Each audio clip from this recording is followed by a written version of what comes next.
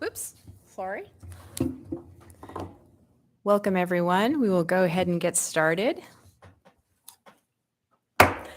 I now call to order this work session of the Anchorage Assembly, confirmation hearing for Courtney Petersen, Office of Management and Budget. It is Thursday, September 8, 2022. We are noticed from 12:20 to 12:50 p.m. today. It is 12:21, and we'll go ahead and start with Assembly member introductions for the record. Pete Petersen. Kevin Cross. Forrest Dunbar. Christopher Constant.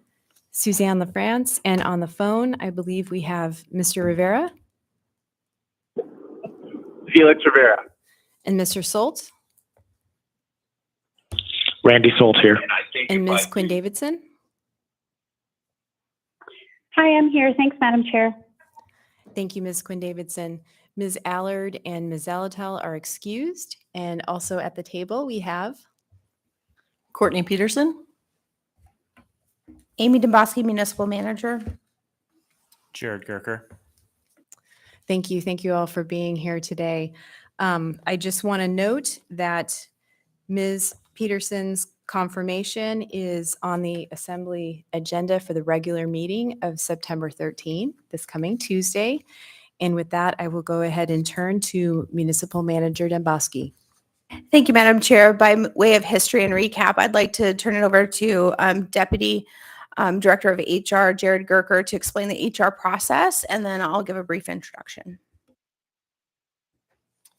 Thank you. Ms. Petersen's, through the chair.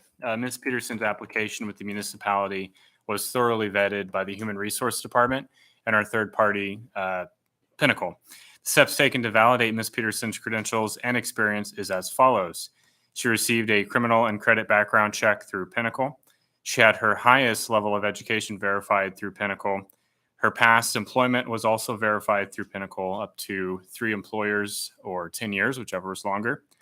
Her name was checked in the CourtView database by HR staff, and 3 references were checked by HR staff as well. Thank you.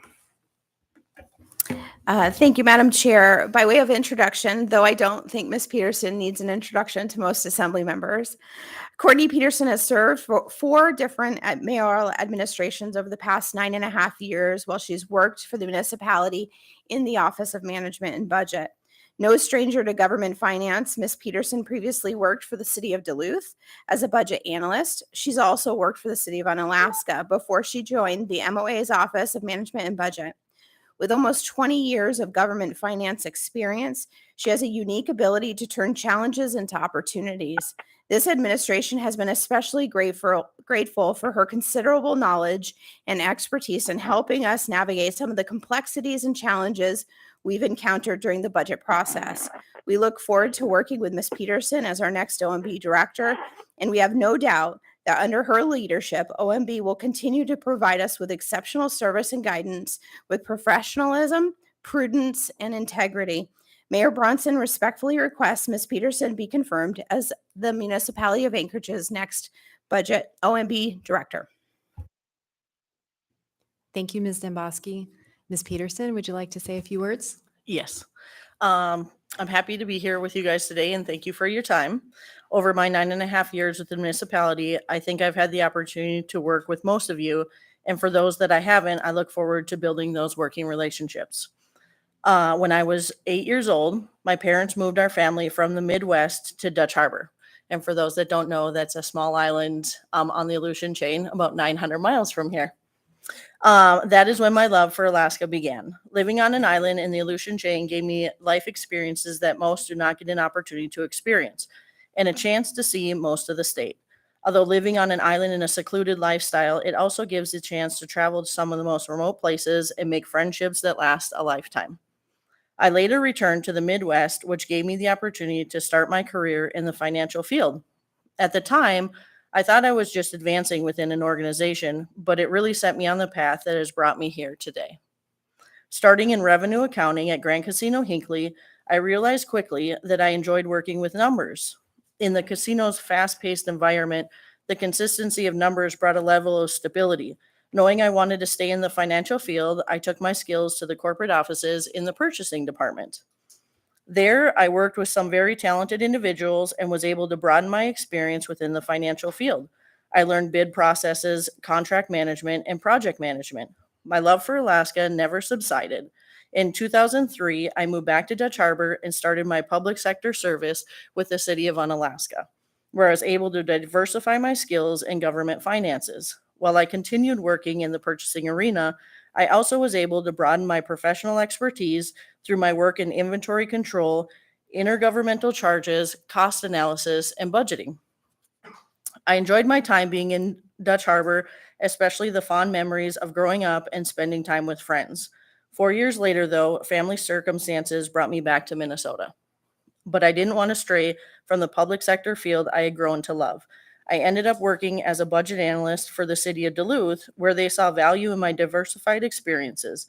In that capacity, I worked within the public administration department, which included divisions such as fleet maintenance, street maintenance, park maintenance, facility maintenance, and streetlight utility.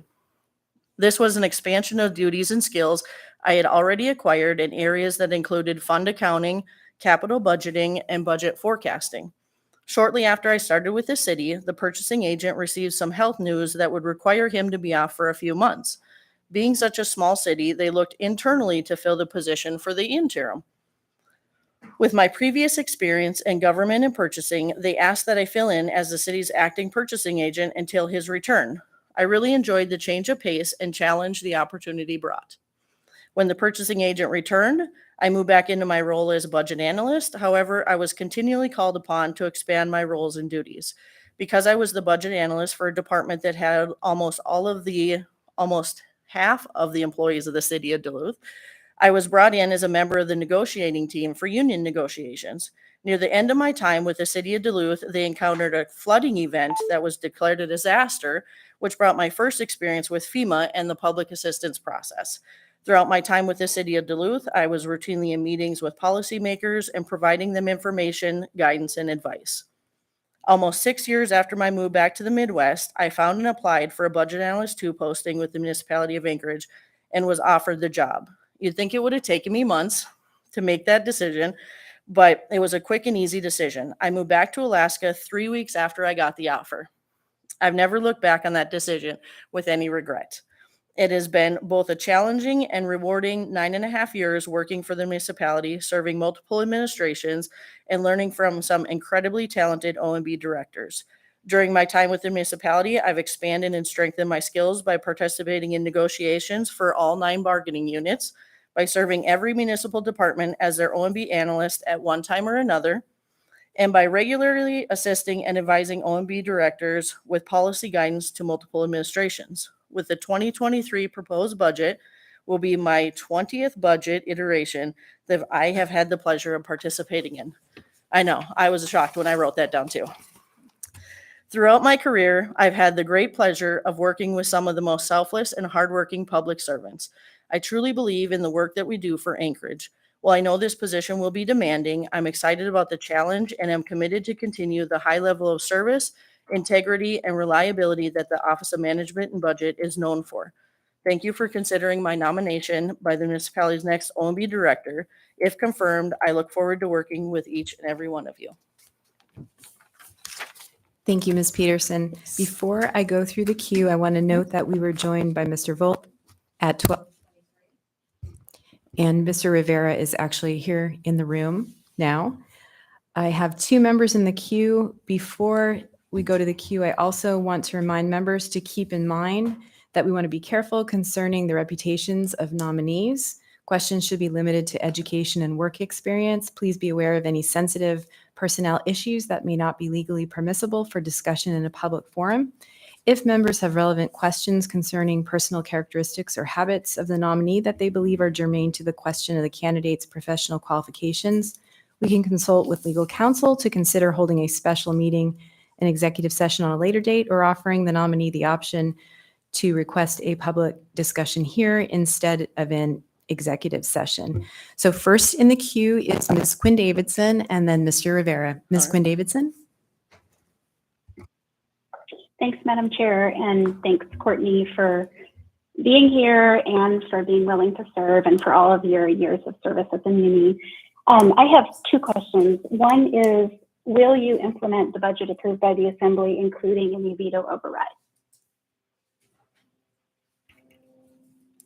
Through the chair, thank you for the question, Assemblymember Quinn Davidson. The Office of Management and Budget tries to implement the budget that is passed by the Assembly at all times. And if there are any legal questions to any section of that, we work closely with our legal department to implement those sections of the budget. Okay, so that sounded sort of like a yes, but yes, it is your goal to implement the budget approved by the Assembly, including any veto override? Yes. Okay, excellent. And then the other question is, we've had a hard time recently hearing back from both you and Ms. Dombosky.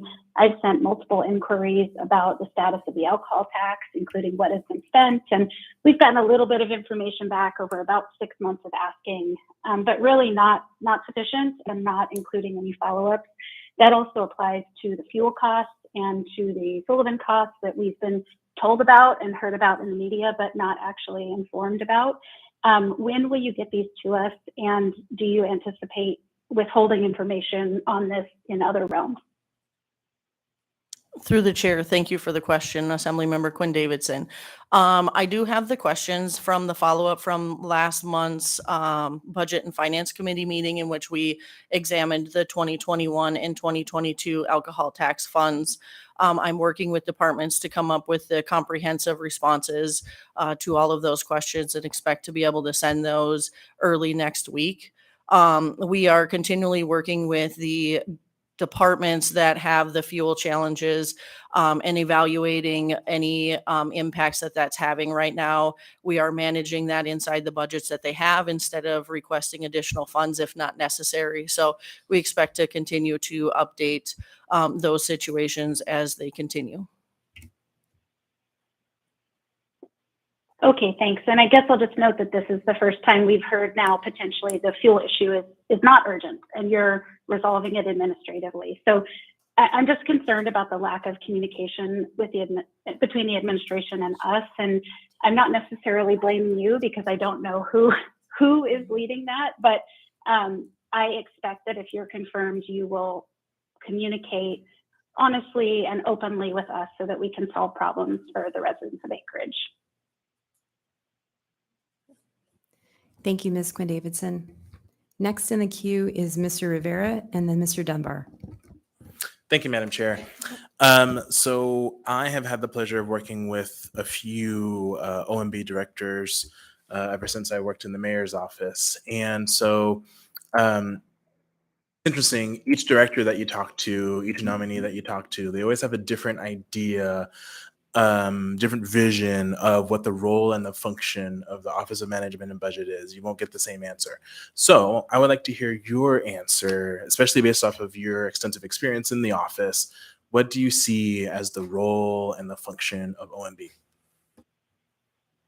Through the chair, thank you, Assemblymember Rivera.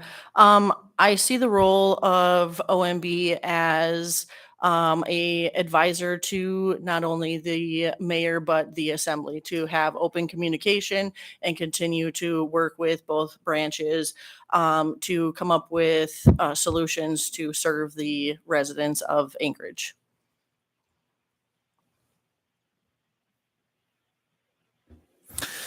Thanks. So could you expand a little bit about your idea on solutions? Like, what does that look like for you?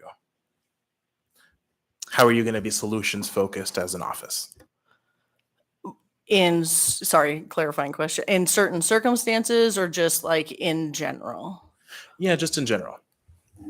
I think that so far we're kind of building that relationship a little bit right now in the open communication, the Budget and Finance Committee meetings, answering questions from assembly members, providing you with information as far as operational, funding anytime that things such as the fuel or the towing contract with the police department comes up, and just having that open line of communication to come up with solutions collaboratively.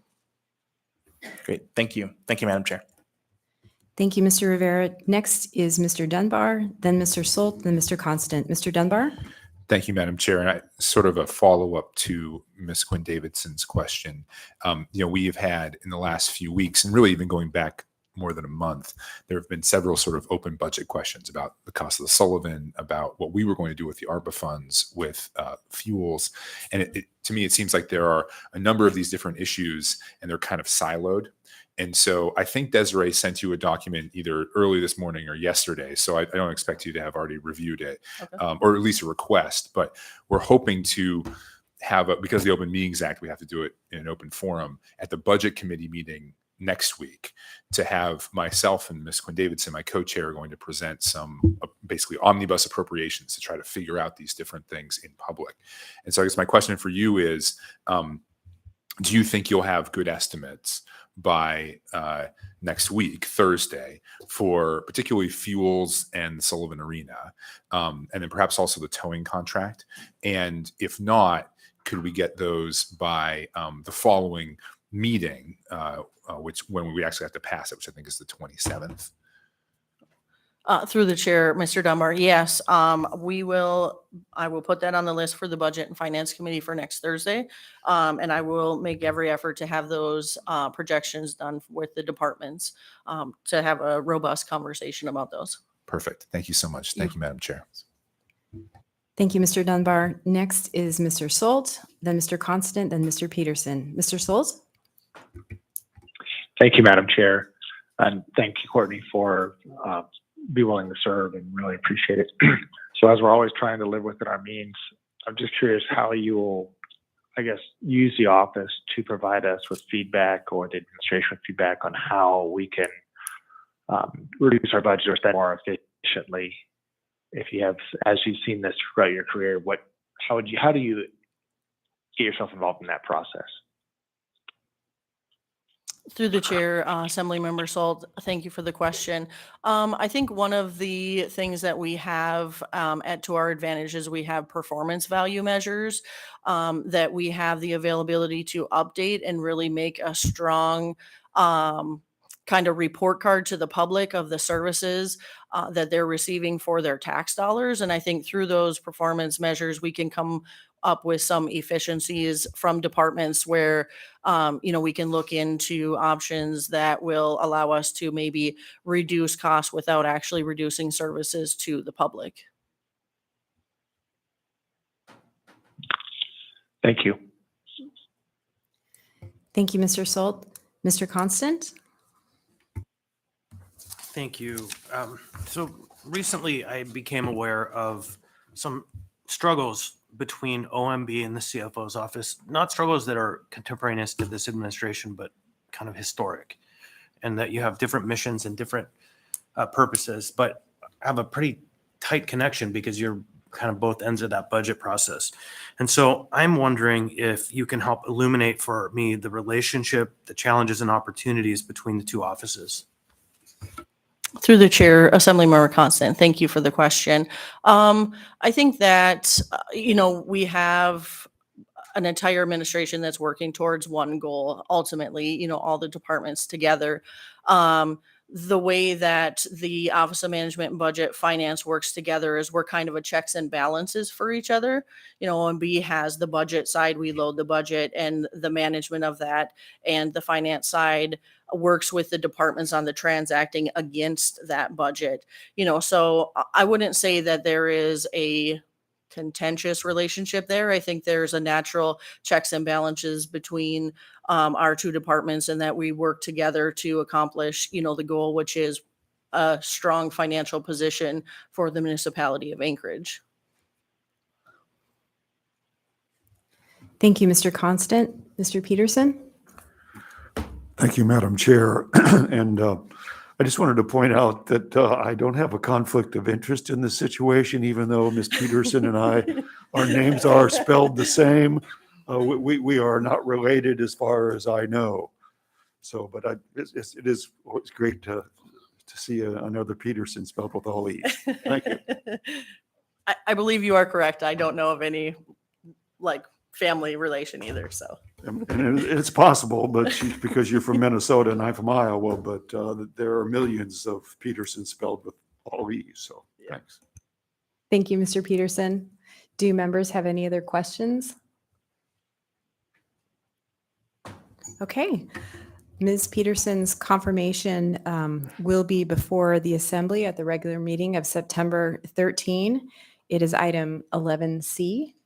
And with that, thank you, Ms. Petersen, for being here. I'll just add that I appreciate that you have served through 4 mayoral administrations, and just wanted to reiterate what some of my colleagues said about the importance of communication. And many times our constituents come to us with questions, and we are completely reliant on all of you to be able to respond. So thanks in advance for helping us with that. And seeing no other members in the queue, final call.